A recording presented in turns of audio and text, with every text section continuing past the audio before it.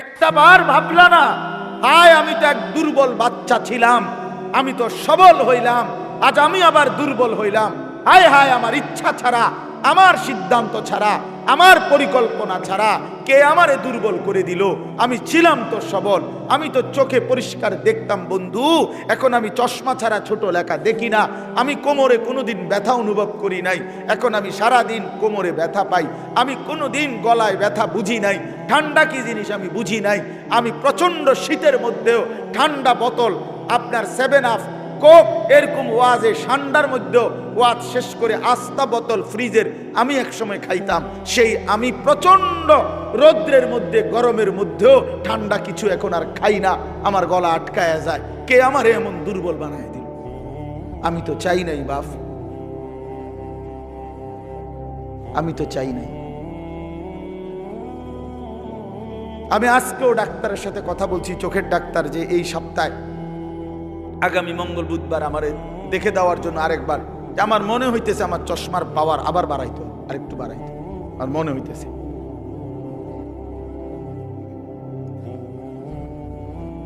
প্রিয় বন্ধু আমার, বাপ আমার, তাহলে প্রতিনিয়ত আমাদেরকে কবরের দিকে নিয়ে যাচ্ছেন কেউ একজন, তিনি আল্লাহ, তিনি আল্লাহ। আলহাকুমুত তাকাসুর হাত্তা যুরতুমুল মাকাবির। আল্লাহ বলে, বান্দা দুনিয়ার মধ্যেই ডুবে গেলা, আখিরাতকে ভুলে গেলা, তো মনে রাখো একদিন কিন্তু কবরস্থানেই পৌঁছে যাইবা,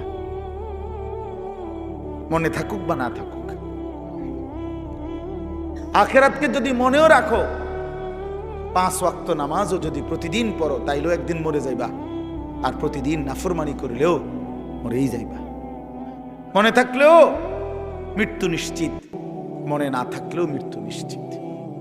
হাসলেও মরে যাবেন, কাঁদলেও মরে যাবেন, সুখেও মরে যাবেন, দুঃখেও মরে যাবেন।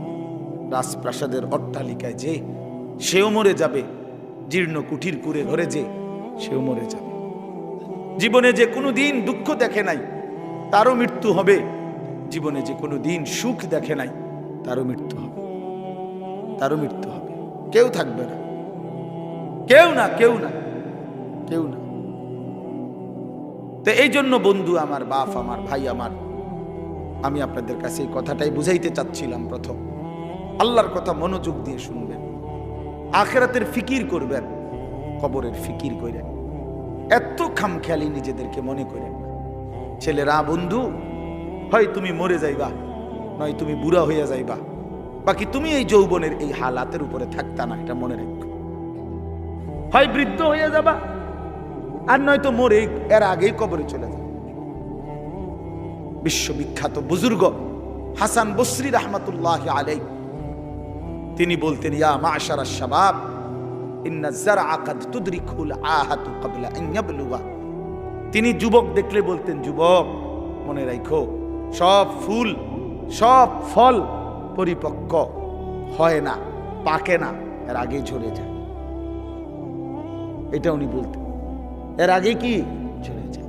একটি গাছের, আম গাছের যতগুলো মুকুল বের হয়, বইল মুকুল, এ সবগুলোই তো আম হয়, বলেন না? বলো যুবক ভাই, বলো না, সব আম হয় না।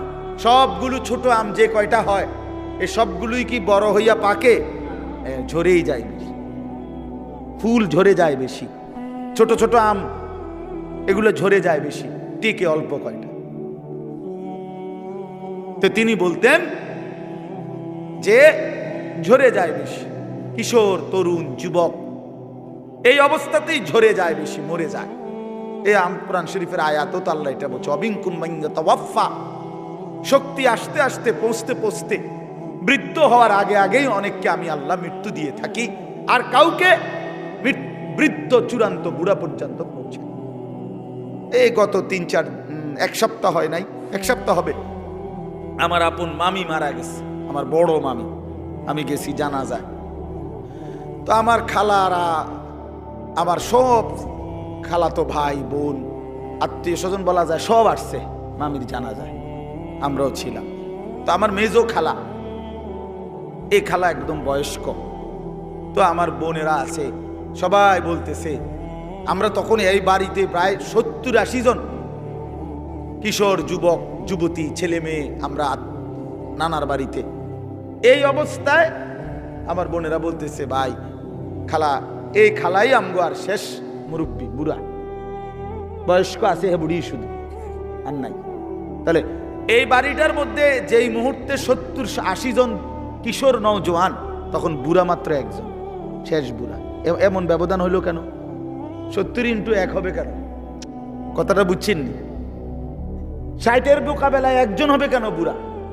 কারণ ওনার আমলের যারা কিশোর, তরুণ, যুবক ছিল, তো তারা এই বয়সে পৌঁছার কথা না এখন। তো তাহলে এই হিসাবে তো আপনার যদি যুবক হয় 60 জন, তো বয়স্ক তো কমপক্ষে 30 জন হইবার কথা, 40 জন হইবার কথা। তারা কই? আমার হিসাবটা বুঝছেন নি আপনি? তাহলে বোঝা গেল ঝরে যায় বেশি, চলে যায় বেশি, থাইকা যায় অল্প, থাইকা যায় অল্প। পুরা বাড়ির মধ্যে দাদা একজন, 10 বাড়ি মিল্লা বুড়া মিয়া কি একজন, 2 জন, কিন্তু নওজোয়ান অনেক, নওজোয়ান অনেক। এই জন্য আপনাদের কাছে আমাদের এটাই কথা, আমি যে সূরাটা পড়ছি, এবার সূরাটার তরজমা শুনেন। এই মূল বক্তব্য এই কথাটা বুঝানো।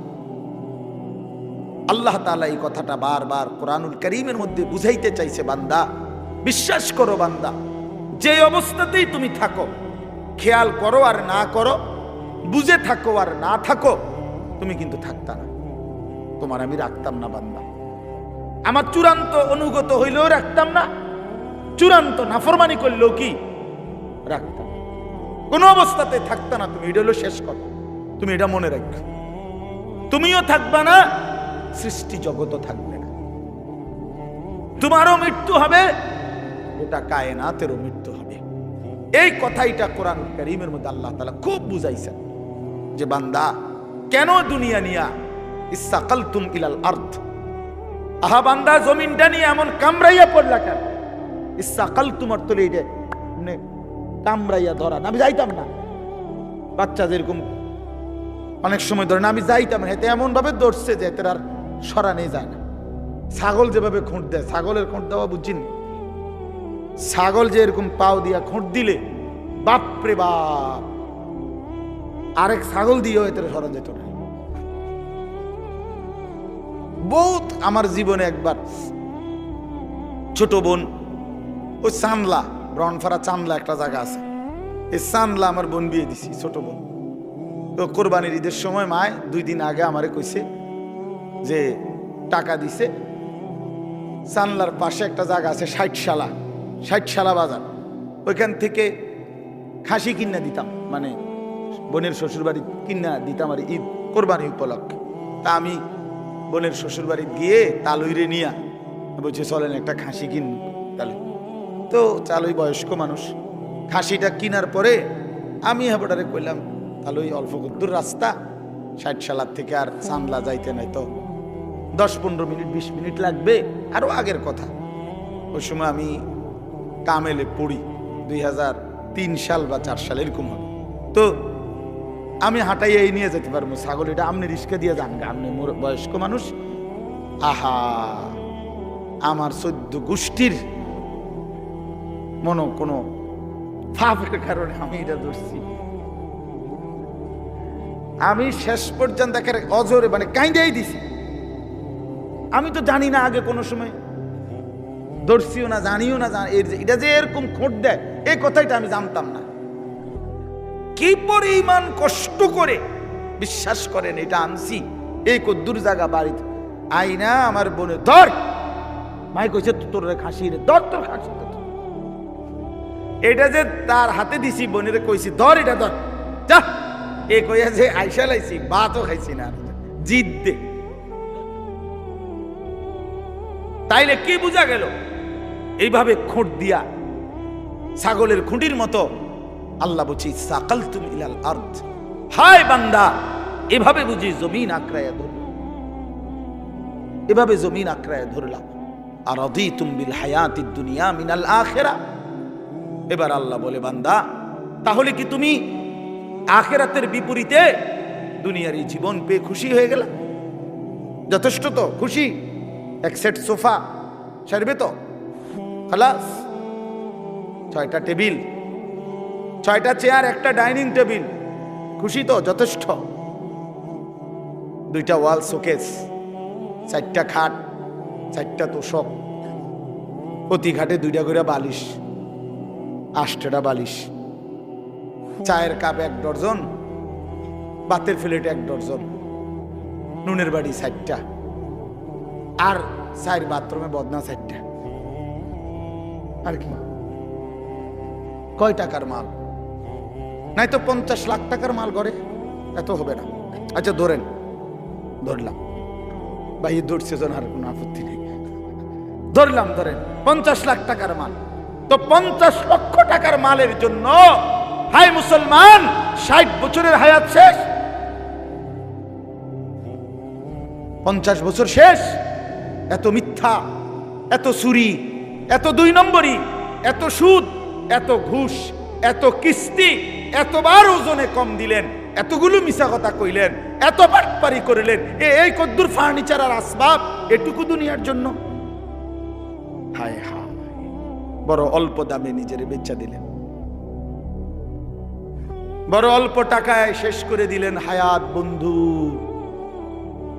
বড় অল্প দামে নিজের জীবন শেষ করে দিলেন, খুব কম দামে। এক সুস্থ সবল মুসলমান এত কম দামে নিজের বেচার কথা না। এইটুকু সামান্য দুনিয়ার জন্য 1 ওয়াক্ত নামাজ পড়ার টাইম নেই।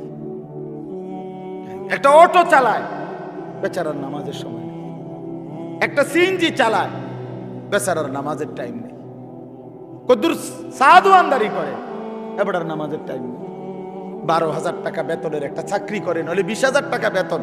হায় হায় মুসলমান, 20,000 টাকা, তাও 1 মাসে, প্রতিদিন না, 1 মাসে 20,000 টাকা বেতন।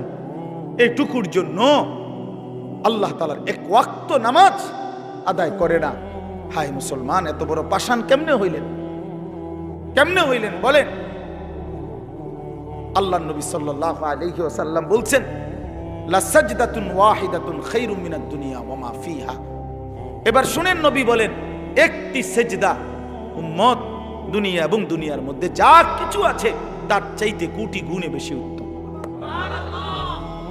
কয়টি সেজদা? 1 সেজদায় কয় রাকাত? 1 রাকাতও না। 1 সেজদা দিলে কি 1 রাকাত? 1 রাকাতও না, একটাই সেজদা। লা সাজদাতুন ওয়াহিদাতুন, একটি সেজদা। আল্লাহর কসম, নবীজি বলছে,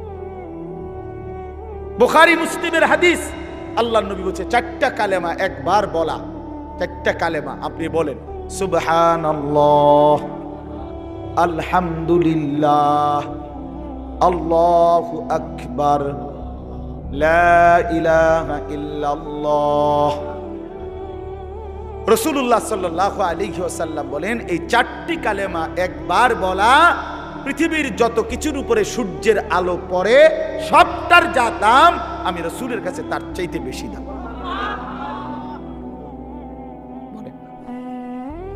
কি ধরলেন? কি হারাইলেন? কি হারাইলেন? 1 ওয়াক্ত নামাজের মূল্য কত? ফজরের 2 রাকাত সেজদার মূল্য কত? রাসূলুল্লাহ সাল্লাল্লাহু আলাইহি ওয়াসাল্লাম বলছে, রাকাআতুল ফজরি খায়রুম মিনাদ দুনিয়া ওয়া মা ফিহা। ফজরের 2 রাকাত সুন্নত, হ্যাঁ হাদিস, দুনিয়া এবং দুনিয়ার মধ্যে যা কিছু আছে তার চাইতে কোটি গুণে বেশি উত্তম। তো ফজরের ফরজ 2 রাকাত, এটা তো আরো আছে, এটা তো রয়েছে, কতটা বেশি। কুল মা ইনদাল্লাহি খায়রুম মিনাল লাহবি ওয়া মিনাত তিজারা। কোরআন শরীফ আছে। একবার জীবনে সাহাবীরা প্রথম দিকে নবীজি সাল্লাল্লাহু আলাইহি সাল্লাম জুমার খুতবা দিচ্ছিলেন।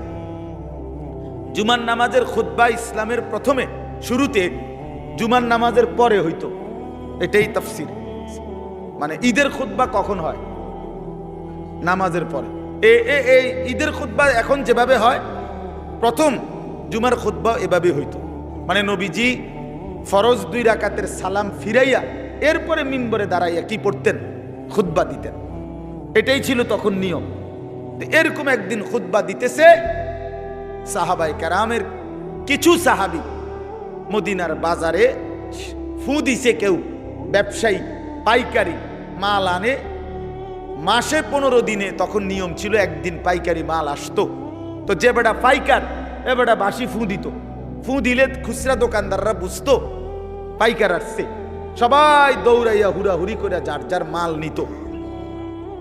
এই বেটা তো আর আসবে না আবার।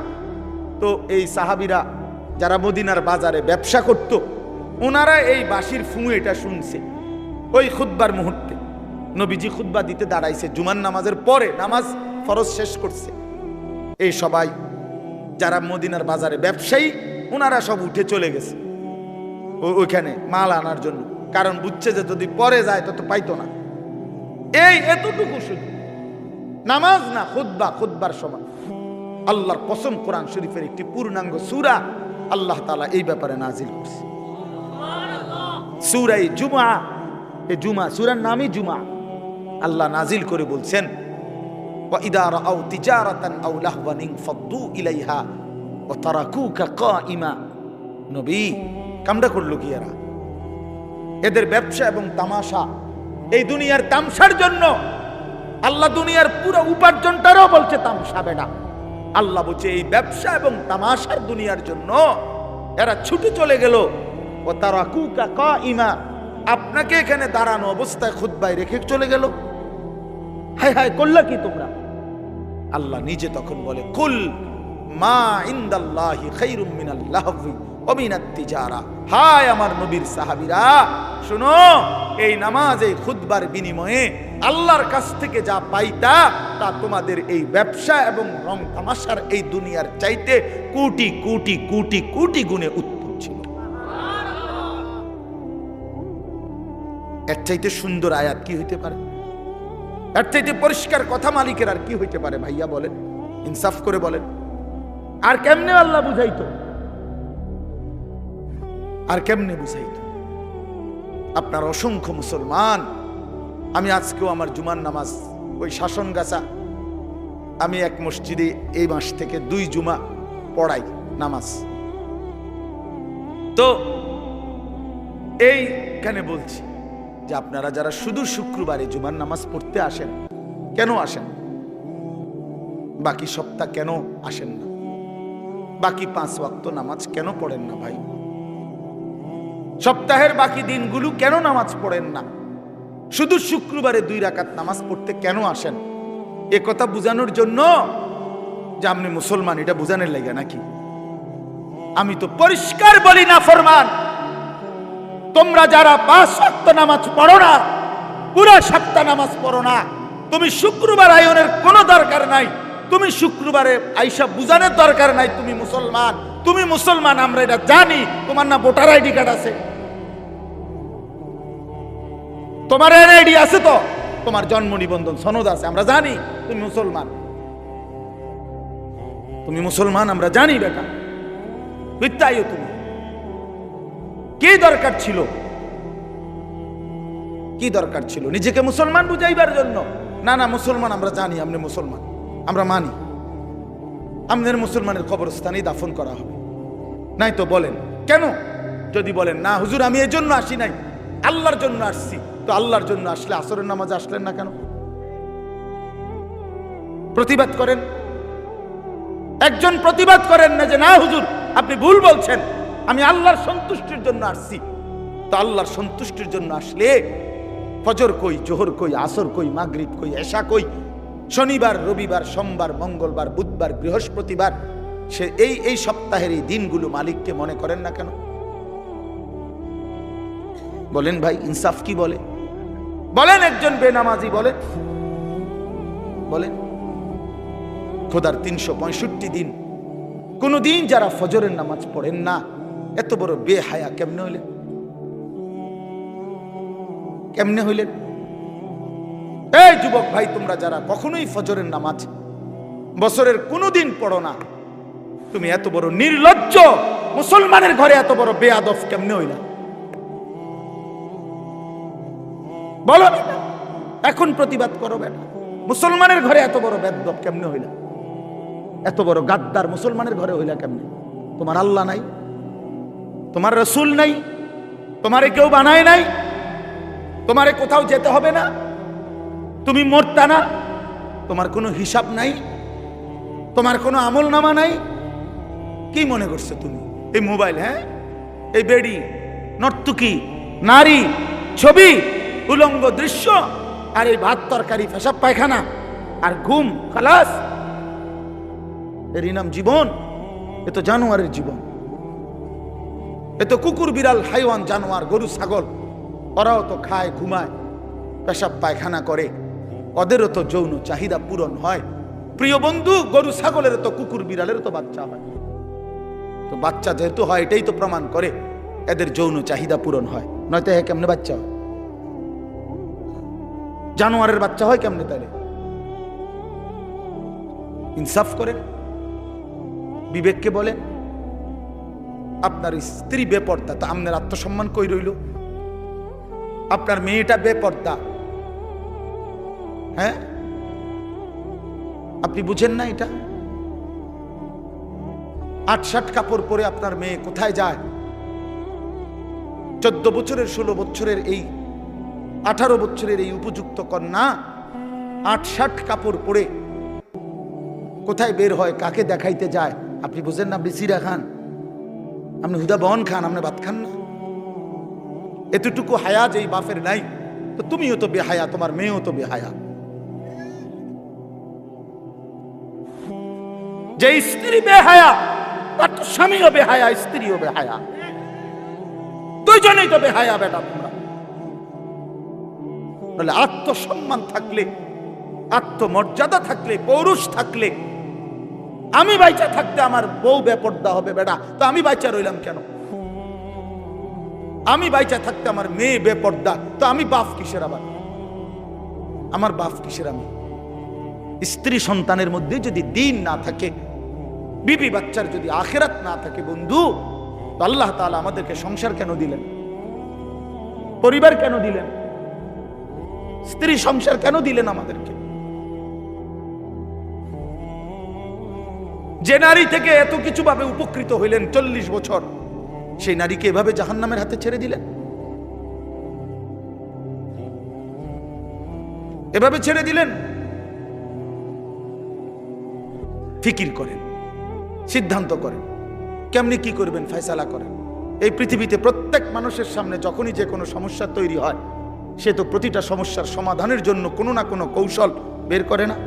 তো এর জন্য বাইর করেন, আপনি বুদ্ধি বাইর করেন, আপনি পরামর্শ করেন যে হুজুর আমার স্ত্রী বেপর্দা, আমি কি করতে পারি? আমার মেয়ে বেপর্দা, আমি কি করতে পারি? আমার ছেলে কোনোদিন ফজরের নামাজ পড়ে না, আমি কি করতে পারি? কোনো সমাধান নাই? ইসলামে কি কোনো সমাধান নাই? আল্লাহর কোরআনে কিছু নাই এ ব্যাপারে? তো আছে, তো আছে, তো আপনি সিদ্ধান্ত নেন, আপনি এগিয়ে আসেন, নিজেকে বাঁচান, বউ বাচ্চাকে বাঁচান, স্ত্রী সন্তানকে বাঁচান। খাট পালং আর সোফা ফার্নিচার এডি কোয়েন না, এডি কোয়েন, এডি হুদা, এডি থাকবে না।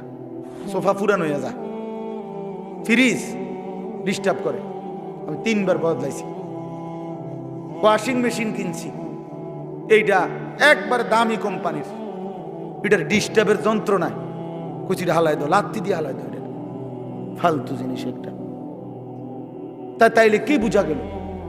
দুনিয়া কোনোটাই জমাইয়া আপনি স্থায়ী হবে না, এটা ডিস্টার্ব করবে, ঠিক না? বলেন না কেন? তো শুধু শুধু শুধু শুধু বললেন কেন, করলেন কেন? বাথরুমের প্লাস্টিকের দরজা এডি শুধু ভাঙ্গে যায়, বলেন ঠিক নাই? যে প্লাস্টিকের দরজা যত জায়গায় দেখবেন, সিটকারি ভাঙ্গা, নইলে এন্দিয়া গুদ্দুর ভাঙ্গা, এন্দিয়া সিটকারি লাগে না, সদর বদর। তো দুনিয়া তো একটা ফালতু জিনিস। 4 কোটি টাকার বড় লোকের বাড়িতে আমি গেছি, ডুপ্লেক্স বাড়ি, বাথরুমের দরজার সিটকারি নাই। সিটকারি আছে মানে ওই বল্টুটা নাই, শুধু এই জিডের মধ্যে সিটকারিটা লাগায়, এই কদ্দুর জায়গাটা নাই। এখন আমি বসুন কেমনে? এই বাথরুমে আমি বসলে কেউ যদি দরজাটা ঠেলা দেয়, বলেন? শেষে বালতির মধ্যে পানি দিয়া, বালতিটারে দিয়ে দরজা ঠেলা দিছি, তারপরে বসছি। দুনিয়া ধোকা না? বলেন ধোকা, দুনিয়া ধোকা, এই আসবাব ধোকা। ধোকা বন্ধু, ধোকা। আমি খোলামেলা বললাম এই জন্য, আপনি ভেবে দেখেন ধোকা। আপনি কতবার পাল্টাইছেন দুনিয়া? আপনার ঘরের সামান আপনি কতবার পাল্টাইলেন? আপনার বিবির ওই পাউডার শুনু তারে বলেন, এই বেপর্দা নারী, এই পাউডার ফেয়ার এন্ড লাভলি লাগাইয়া 1 ঘন্টা সাইজা গেলা, আবার যে তুমি আইসা এগুলা ধুইয়া লাইতেছ, নিজেই হালাই দিতেছ নিজের পাউডার, নিজের পাউডার ফেয়ার এন্ড লাভলি এগুলো নিজেই ধুইয়া সব মুছে ফেলে দিলা। তো তুমি কি বোঝো না একবারও এগুলো ধোকা? আসল হইলে তো তুমি রাইখা দিতা। হায় দুনিয়া, হায় দুনিয়া আমাদেরকে ধোকা দিল। দুনিয়া আমাদেরকে বারবার ধোকা দিছে বন্ধু, দুনিয়া ধোকা দিছে। আমার বাপও থাকতে চাইছে, বাপ নাই। দুনিয়া আমার দাদাও থাকতে চাইছে, আমার দাদা নাই। দুনিয়া আমার কতজন থাকতে চাইছে, আমার চোখে দেখা সেই মানুষগুলো কেউ নাই। আমার জলজ্জান্ত জ্যাঠারে আমি দেখছি, তোমার 1 সপ্তাহের মাথায় জ্যাঠা মারা গেছে। আমি দেখে আসার পরে 1 সপ্তাহ পরে আবার নিজে গিয়ে এই জ্যাঠার জানাজা পড়ছি। কবরের দিকে তাকাইয়া মনে পড়ছে কবর যেন আমারে বলতেছে, আনিস তোর জ্যাঠারে বানাইবার জন্য আমি আমার কাছ থেকে একটু মাটি দিছিলাম, আজ আমার মাটি আমি আমার কাছেই ফেরত নিলাম। ওয়াফিহা নুঈদুকুম, আমি এখান থেকেই দিছিলাম, আজ আমি এখানেই ফেরত নিলাম। প্রিয় বন্ধু আমার, বাপ আমার, ভুল যেন না হয় বন্ধু। হাসলেও মরে যাবেন, কাঁদলেও মরে যাবেন, এই কথাই বলছিলাম। আল্লাহ তাআলা বলছে, বান্দা একদিন এই পৃথিবীও ধ্বংস হয়ে যাবে, এই সুন্দর সাজানো দুনিয়া আমি রাখবো না। একটা কথা আল্লাহ তাআলা একবার বলে নাই, বারবার বলছে। কতভাবে যে বলছে বিশ্বাস করেন, আমি যদি একটা আয়াত বলতে পারতাম, কতভাবে আল্লাহ তাআলা এই কথাইটা বলছে, রে বান্দা আমি রাখবো না, রাখবো না, দুনিয়া রাখবো না।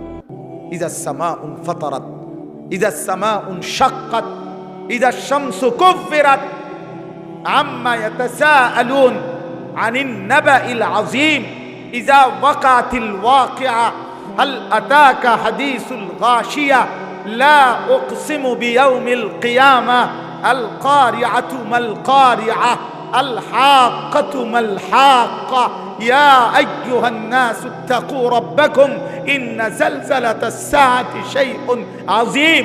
বান্দা আমি রাখবো না, রাখবো না, রাখবো না,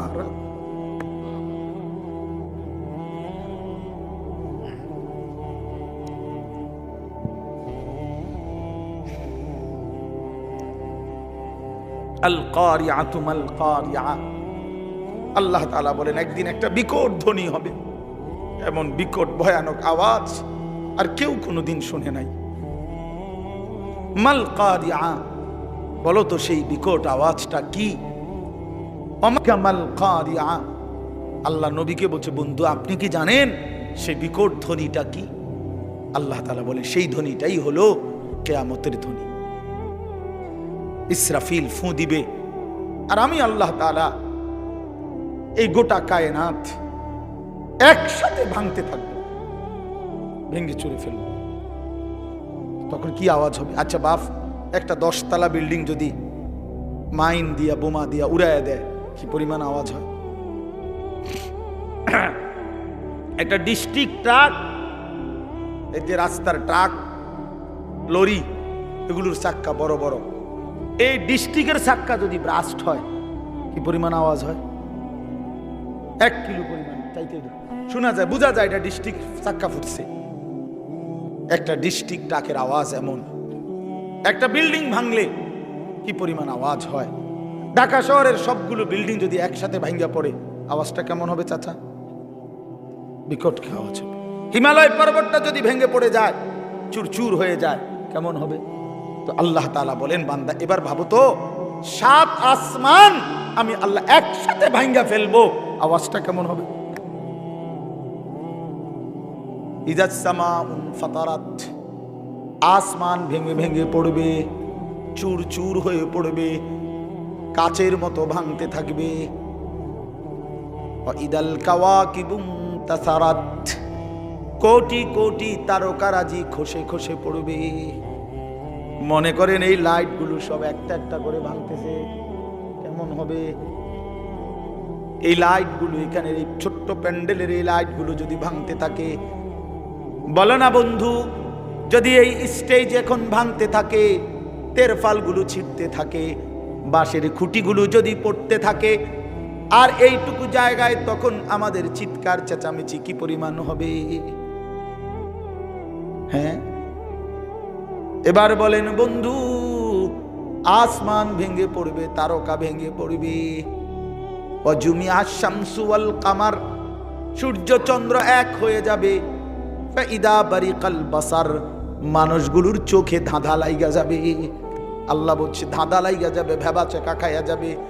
মানুষগুলো চিৎকার করে বলবে, হায় হায় বন্ধু, আসমান ভেঙে যায়, জমিন ভেঙে যায়, পাহাড়গুলো উড়ে যায়, সাগর নদী শুকায় যায়। কি পরিমাণ হাহাকার পড়বে। ইয়াউমা তারাউনাহা তাদহালু কুল্লু মুরদিআতিন আম্মা আরদাত। আল্লাহ বলেন, যে মা কোলের বাচ্চাকে দুধ পান করাইতেছিল, ইসরাফিল ফু দিলে জমিনের এই ভাঙচুর যখন শুরু হবে, পৃথিবীতে যখন ভূমিকম্প হবে, আল্লাহর কসম, কোরআনে আল্লাহ বলেন বন্ধু, মা তার আপন কোলের বাচ্চা ছুঁড়ে ফেলে দিবে। ওয়াতাদাউ কুল্লু দাতি হামলিন হামলাহা, যে মায়ের পেটে গর্ভবতী নারী, সন্তান পেটে 9 মাসের 10 মাসের, মা এইভাবে চিৎকার দিয়ে দৌড় শুরু করবে, গর্ভের বাচ্চা নিজে নিজেই পড়ে যাবে। আল্লাহর কসম, এটা কোরআনের আয়াত।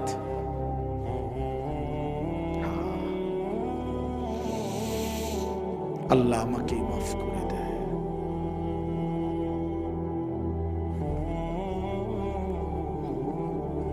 একবার দুইবার না, রং তামাশায় খুব দুইবা গেছো তোমরা ছেলেরা।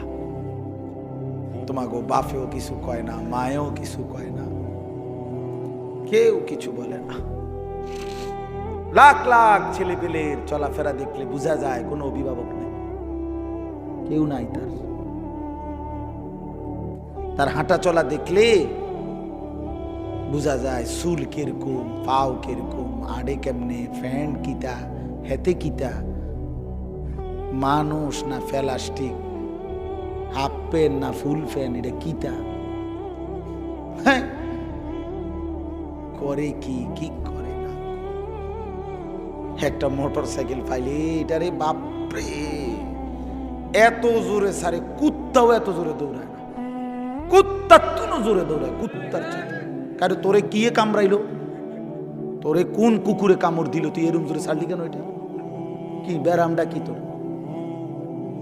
হ্যাঁ, এটা যে এত জোরে ছাড়লে বলে না মানুষে দেখবো, আমার এটা মানুষে দেখবো, কিন্তু তুই গেছই না, বোঝেন না কথা। মানুষে চাইতে চাইতে তো তুমি চক বাজার, তুমি যে এত জোরে ছাড়ছো যে মানুষের দেখো তোর মনোযোগ দিয়া চাইবো, এই টাইম মতো না, এটা যেই জোরে ছাড়ছো, এটা তুমি তো গেছো চক বাজার, বেড়া হনো এনে সুবর্ণ। বলেন ইনসাফ করে বলেন, যে তোতে কি হইলো? এটা মানুষ তো চাইতে পারলো না। এটা মানুষে যদি দেখাইতে দরকার, তো সবচেয়ে উত্তম ছিল রাস্তার পাশে মোটরসাইকেলটা মাথা নিয়ে রাখলে, তাইলে বিষয়টা মানুষ ক্লিয়ার বুঝতো যে হ্যাঁ আশ্চর্য কিও এটা কিটা বলে ভাই, এইটাই যে আপনি যাতে দেখেন, আপনারে দেখানোর জন্য মোটরসাইকেল মাথা রাখছে। তাইলে কি আশ্চর্য জীবন ভাইয়া, তোমরা কি জীবন পছন্দ করলা? সারাটা দিন নারী, ছবি, মোবাইল, নাচ গান, এক ওয়াক্ত নামাজ পড়ো না, শরীর অপবিত্র, পেশাবের ঠিকমতো পবিত্রতা নাই, পায়খানার পরে ঠিকমতো পবিত্রতা নাই, আর এই উলঙ্গ ছবি, নাচ গান দেখতে দেখতে সারা দিন সারা রাত শরীর তো নাপাক হয় বন্ধু। এই নাপাক দেহ নিয়ে, এই জানোয়ারি জিন্দিগি নিয়ে কেমনে ঘুমাও, কেমনে রাত কাটাও, কেমনে শো, কেমনে হাঁটো, আমি বুঝি না। তুমি মানুষ না জানোয়ার? আরেকবার ভাইবো বন্ধু, আরেকবার। বেহায়া সন্তান, বেপর্দা নারী, বেহায়া কন্যা, আরেকবার ভাই, মানুষ না জানোয়ার। আল্লাহ আমাদেরকে মাফ করে দেন। তো আল্লাহ তাআলা বলেন, বান্দা নবী রাসূলুল্লাহ সাল্লাল্লাহু আলাইহি সাল্লামকে বলছে, বন্ধু আপনি কি জানেন সেই বিকট আওয়াজটা কি? সেটাই কিয়ামত। সব ভাঙবে, সব ভাঙবে। আপনি কি মনে হয় এটা হইবে নি? আসলে কথা বলেন না কেন? ছেলেরা বলো না ভাইয়া, হবে এটা? 100 কিয়ামত হবে, পৃথিবী ধ্বংস হবে। কারণ আল্লাহ তাআলার কোনো কথা বন্ধু শত্রু কারো কাছেই ভুল প্রমাণিত হয় নাই। বুঝেন নাই? মানে আমরা ইমানদার, আমাদের গবেষণাতেও কোরআনের সব কথা সঠিক, সমস্ত কাফের মুশরিক বেঈমানদের গবেষণাতেও কোরআনের সব কথা সঠিক। তাই তার মানে কি, বন্ধু শত্রু সবার কাছেই কোরআন কি সঠিক।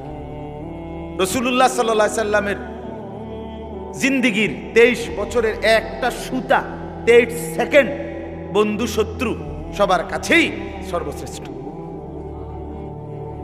বলেন, রাসূলুল্লাহ সাল্লাল্লাহু আলাইহি সাল্লামের জীবনের একটা মিনিট, একটা ঘন্টা, একটা সেকেন্ড দুশমনরাও পরীক্ষা করছে। আজকে 1450 বছর ধরে শুধু রাসূল সাল্লাল্লাহু আলাইহি সাল্লামকে নিয়ে আমরা শুধু বলি আর ভাবি এমন না, কাফের বেঈমানরাও ভাবে, গবেষণা করে, এই নিয়ে বিশ্লেষণ করে, কিন্তু তিনি সবার কাছেই শ্রেষ্ঠ। বন্ধুও পরীক্ষা করে দেখছে তিনি সর্বশ্রেষ্ঠ, দুশমনেও পরীক্ষা করে দেখছে তিনি সর্বশ্রেষ্ঠ। তিনিই সুন্দর। নবী সাল্লাল্লাহু আলাইহি সাল্লামই সবচেয়ে সুন্দর। তার সব কথাই সঠিক, তার সব কথাই যৌক্তিক, তার সব নড়াচড়া পর্যন্ত সর্বাধিক সুন্দর, সবচেয়ে স্মার্ট, সবচেয়ে সুন্দর। তিনি হাসলেও সুন্দর, তিনি কাঁদলেও সুন্দর। নবী সাল্লাল্লাহু আলাইহি সাল্লাম কথা বললেও সুন্দর, চুপ থাকলেও সুন্দর। চুপ থাকলো, নবীজির বহু সাহাবীরা আছেন, নবীজি যখন চুপ থাকতেন, কথা বলতেন না, তখনও ওনার দিকে তাকায় থাকতেন। নবীজি জিজ্ঞেস করছে কোন কোন সাহাবীকে, কি দেখো? আবার দি যাওগা, কথাও কও না কিছু। এক কালো হাবশি সাহাবী একদিন বলছিল, ইয়া রাসূলুল্লাহ, আমি তো কালো মানুষ, যখনই মনটার মধ্যে কোনো কষ্ট লাগে, ব্যথা লাগে, দুঃখ লাগে, দুনিয়ার তেমন কিচ্ছু আমার নাই, তো মনটায় কষ্ট লাগলে, অস্থিরতা লাগলে দৌড়াই আপনার কাছে আসি, আপনার ওই পবিত্র চেহারার দিকে তাকাই, সব ভুলে যায়, দুঃখ বেদনা সব ভুলে যায়। তো এখন কেন আসছো? বলছি, ইয়া রাসূলুল্লাহ, আজকে একটা কথা বলতে মন চাচ্ছে। এই সাহাবী, তাফসিরে আছে সূরা নিসা, এই কালো সাহাবী বলছি, ইয়া রাসূলুল্লাহ, আজকে একটা কথা বলতে চাই। বলছে, বলো। বলছে, এখন তো আমি যত সাধারণই হই না কেন, এই দুনিয়ায় তো আপনারে দেখে দেখে আমার কলজা ঠান্ডা করি, দিল ঠান্ডা করি। হাসরের ময়দানে তো আপনি চলে যাবেন অনেক ঊর্ধ্বের জান্নাতে, আর আমারে যদি আল্লাহ জান্নাত দেয়ও, দিব সাধারণ যে কোনো একটা জান্নাতে দিতে পারে, আপনার লগে তো আর দিত না, আপনি তো অনেক ঊর্ধ্বের, আপনি চলে যাবেন। এখন আমার জানার বিষয় হলো, আমি যদি জান্নাতে গিয়া আপনারে না দেখি, খোদার কসম নবী, ওই জান্নাতে থাইকেও তো আমি আরাম পাইতাম না।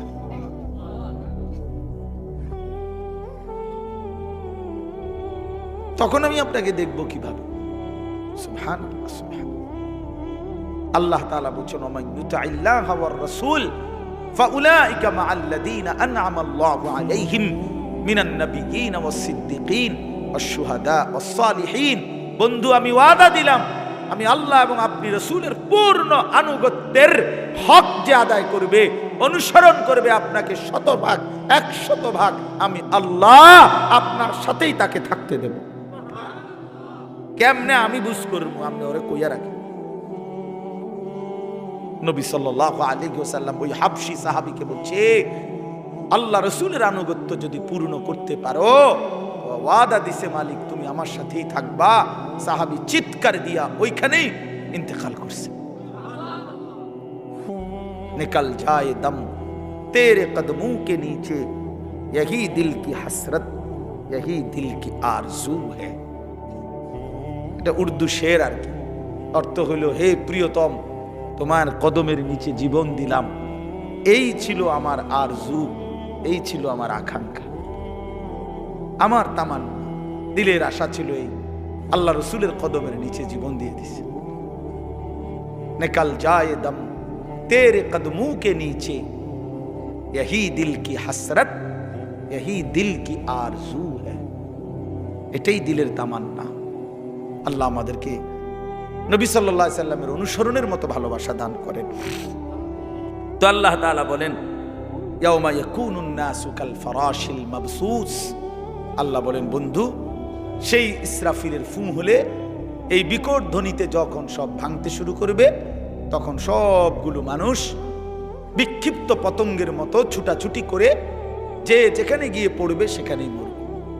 বিক্ষিপ্ত পতঙ্গ বলতে তাফসীরের মধ্যে আছে আগুনের মধ্যে, লাইটের মধ্যে, আপনারাও বুঝবেন, সাদা পোকা, উলু আমরা যেগুলারে বলি, এগুলা যখন ওড়ে তখন চারদিক থেকে এগুলা দৌড়ায়, যেন থেকে পারে যে যেমনে পারে উইরা আসে আর আলোতে বা আগুনে পড়ে মরে, ঠিক না, নিচে পড়ে।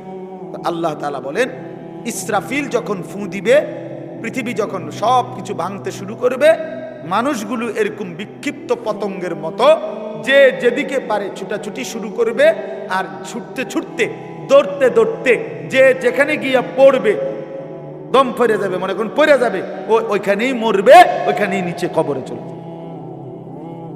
কেউ কাউরে দাফন করতে পারবে না। কারে দাফন করবে? কে দাফন? আপনি স্বাস্থ্য ভাই হেঁটে তো দৌড়ায়, বুঝেন না আপনার কথা? আপনার স্বাস্থ্য বাহিনী আপনার দাফন করবে, ওই তো আরো আগে দৌড় দিচ্ছে, ওই গিয়ে সান গিয়া চক বাজার ফারুয়ে কান্দির ফেলে, সবে তো দৌড়াইতেছে, বুঝেন নাই?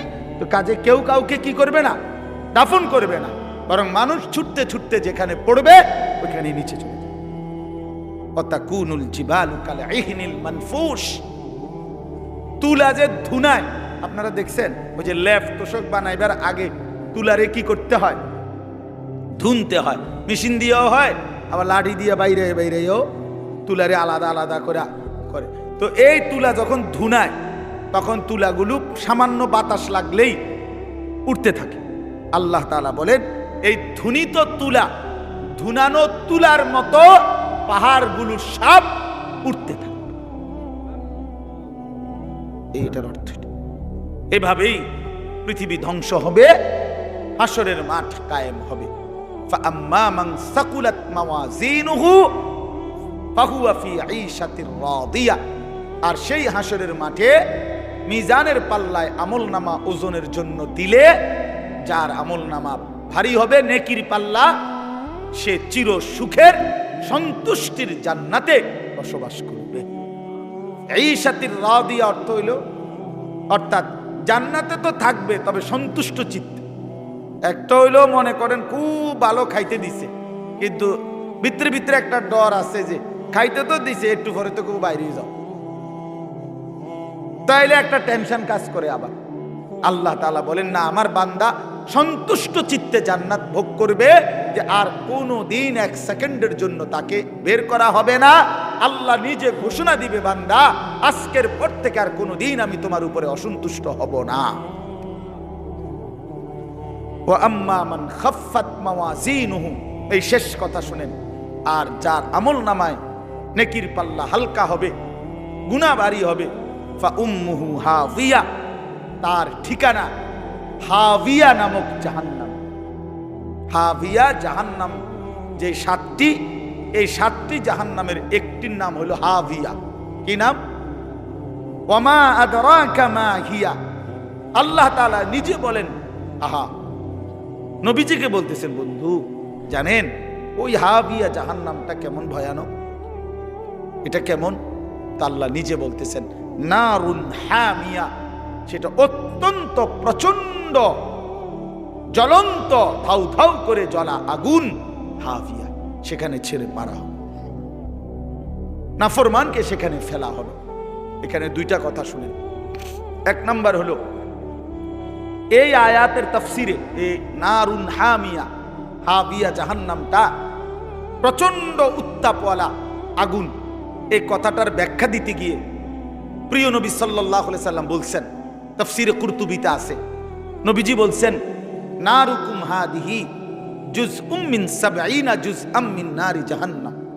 কথাটা শেষ খেয়াল করেন। নবীজি এরকম সাহাবীদেরকে বলতেছে, শোনো, তোমাদের যেই দুনিয়ার আগুন, এই দুনিয়ার আগুন জাহান্নামের আগুনের ৭০ ভাগের ১ ভাগ।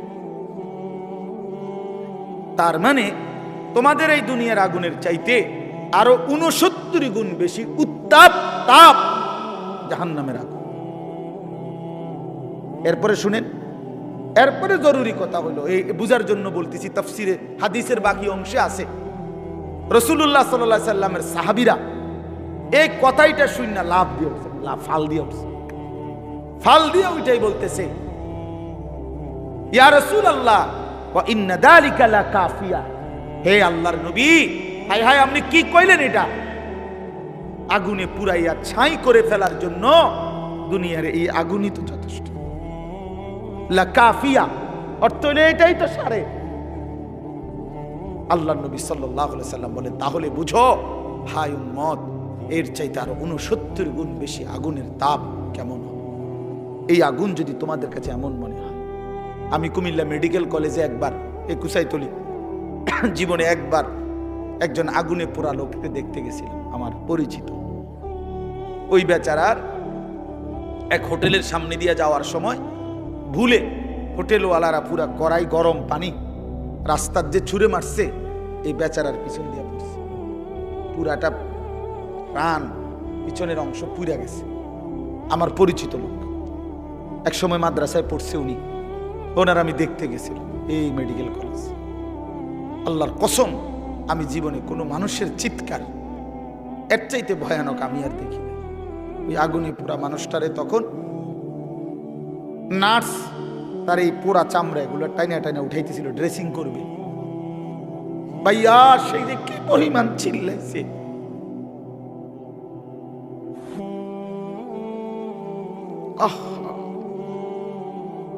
এমন চিৎকার, তার মানে এগুলো যে ছিপতেছে, পোড়া চামড়া এগুলো উঠাইতেছে।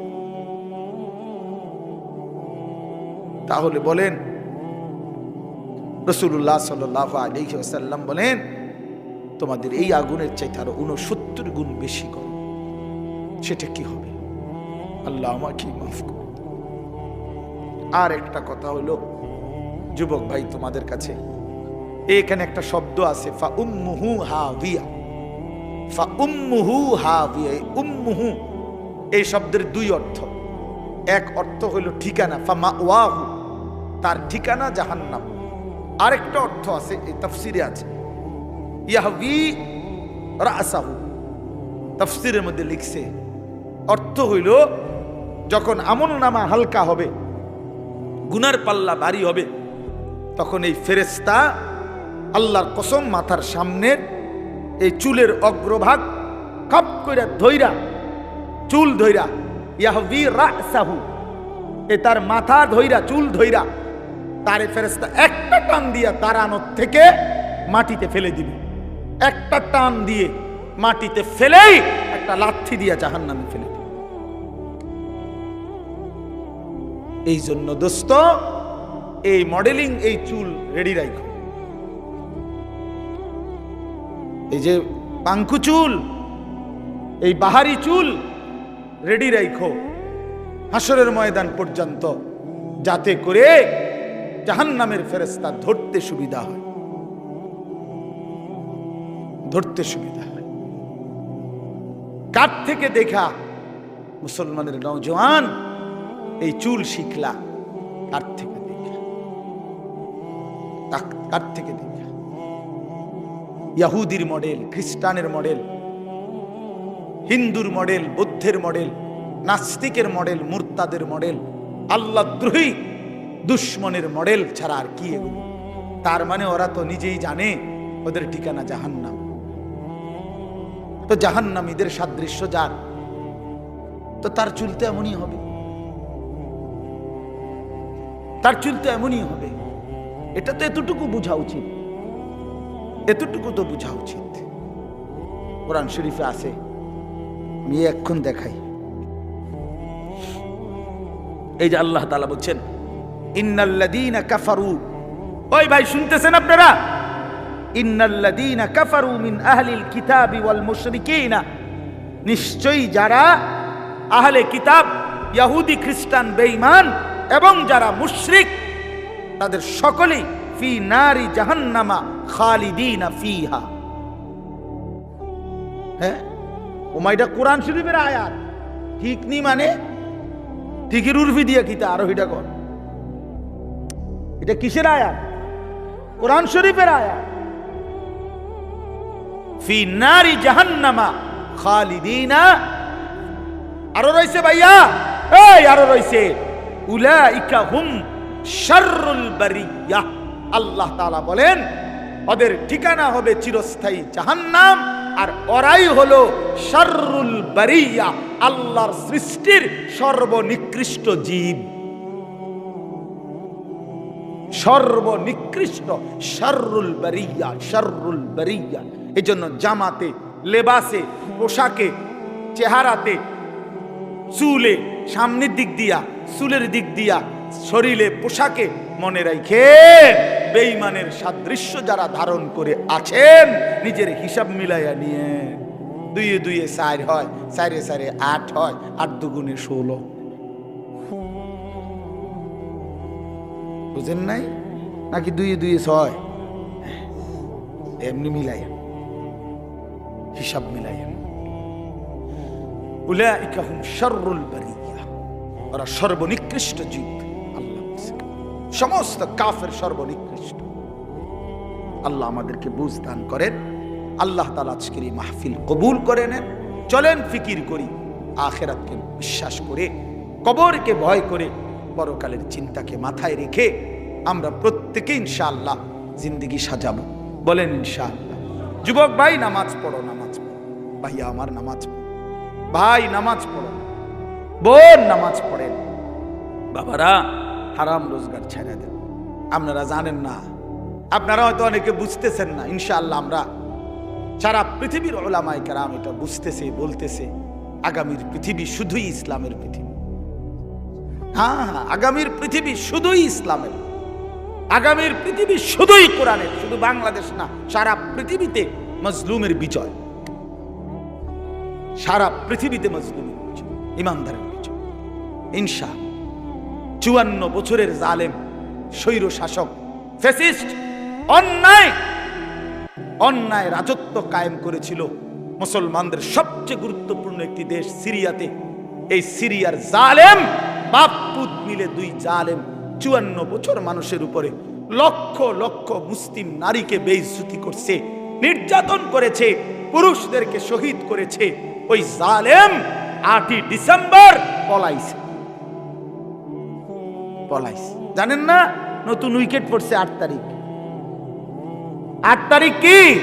ইতিমধ্যে 2 উইকেট পড়ছে। 5ই আগস্ট 1 উইকেট পড়ছে, 8 ডিসেম্বর নতুন উইকেট পড়ছে। এই জন্য 2024 উইকেট পড়ার বছর। 24 সাল বোলিং ভালো হয়েছে, বোলিং 24 সালে বোলিং ভালো হয়েছে, 2 উইকেট পড়ে গেছে ইনশাআল্লাহ, আলহামদুলিল্লাহ। আগামী 3 নম্বর উইকেট আশা করি ইনশাআল্লাহ নেতানিয়াহু, ইসরায়েলের ওই বেঈমান, ইসরায়েলের এই বেঈমান, এই প্রধানমন্ত্রী ইসরায়েলের নেতানিয়াহু, এই বেঈমানের উইকেটও পড়ে যাবে ইনশাআল্লাহ। দেখেন দেখেন দেখেন ইনশাআল্লাহ, দেখবা যুবক ইনশাআল্লাহ ফিলিস্তিন বিজয় হবে, কালেমার পতাকা উড়বে, ইসরায়েলের কুত্তারা হেরে যাবে ইনশাআল্লাহ। কোন কাউরে, কোন বেঈমানের ধমকে ঘাবড়াইবার কিছু নাই। ওই ভারতীয়দের ধমক আমরা 2 পয়সাও গণার ধরি না। 130 কোটি না বেটা, তুই 230 কোটির মোকাবেলায় আমাদের একজন আল্লাহ, তিনি যথেষ্ট বেটা। হাসবুনাল্লাহ, হাসবুনাল্লাহ বলেন, হাসবুনাল্লাহ, আল্লাহই যথেষ্ট। আলু বন্ধ করে দিবে, আলু, পেঁয়াজ তার আব্বার পেঁয়াজ, আলু তার বাফের, পেঁয়াজ তার বাফের, মোদির আব্বার পেঁয়াজ, মোদির বাফের আলু। তোর বাফের আলু বেটা, তোর বাফের পেঁয়াজ বেটা। তোদেরকে যিনি পেঁয়াজ, আলু, আটা, তোদেরকে যিনি 24 ঘন্টা খাওয়ায় পড়ায়, তিনি তো আমার আল্লাহ বেটা, তোর কি বেটা? কথা বলেন না। ইন্ডিয়ার ওই বেঈমানদেরকে পালে যিনি, খাওয়ায় যিনি, তিনি কে? আমার আল্লাহ। আমার কে? আমাদের বলবেন না, বলেন আমার আল্লাহ। তোর কি বেটা? তোদের মূর্তি ছাড়া আছে কি তা বেটা? হ্যাঁ, আল্লাহ আমার, আমার আল্লাহ তোদেরকে খাওয়ায়, আমারে দমক দেয়। বেউকুফ না এগুলো, কি কয় এগুলা? মন্ডা আটটা যাইয়া কন্যাই, হ্যাঁ কয় কি বেটা?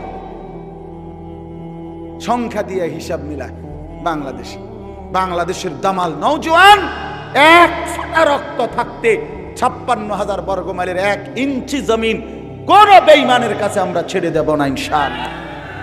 কোন আমার পুতের লাগা আমি বুঝ করে লইছি বেটা, আমার সন্তানকে আমি বলেছি বাপ ভাই আমি মরবো নয় তুই মরবি, আল্লাহর জন্য জান আমিও দিতে রাজি তুইও রাজি বেটা, কিন্তু 1 ফোঁটা রক্ত থাকতে এই জমিন মুসলমানের জমিন এটা কোনো বেঈমানের হাতে যাবে না ইনশাআল্লাহ।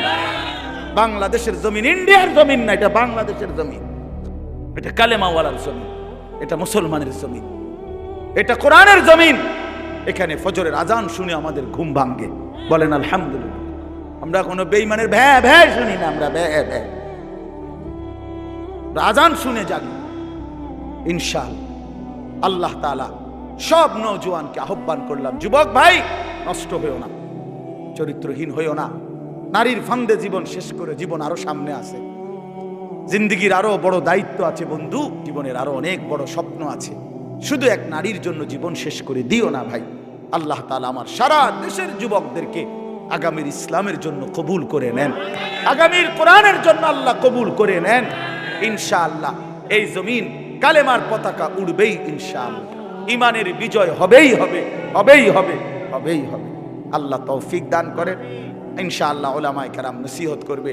আমাদের আল্লামা মুফতি আমজাদ হোসেন সাহেব অনেক বড় আল্লাহ ওয়ালা মুত্তাকি একজন আলেম, সত্যি কথা বিশ্বাস করেন। আমি আমার ব্যক্তিগত সমস্ত মাসআলা, যেই কোনো ফতুয়া আমার ব্যক্তি প্রয়োজনে যা দরকার হয় আমি যাকে জিজ্ঞাসা করি নিশ্চিন্তে, উনি এই আজকের মাহফিলের প্রধান বক্তা আল্লামা মুফতি আমজাদ হোসেন সাহেব। বিশ্বাস অনেক আল্লাহ ওয়ালা মুখলেস এবং একজন গভীর জ্ঞান সম্পন্ন একজন আলেম দ্বীন। হযরতের বয়ান আপনারা শুনবেন, উলামায়ে কেরামের বয়ান শুনে এরপরে যাবেন। আল্লাহ তাআলা আপনাদেরকে তৌফিক দেন, কবুল করেন।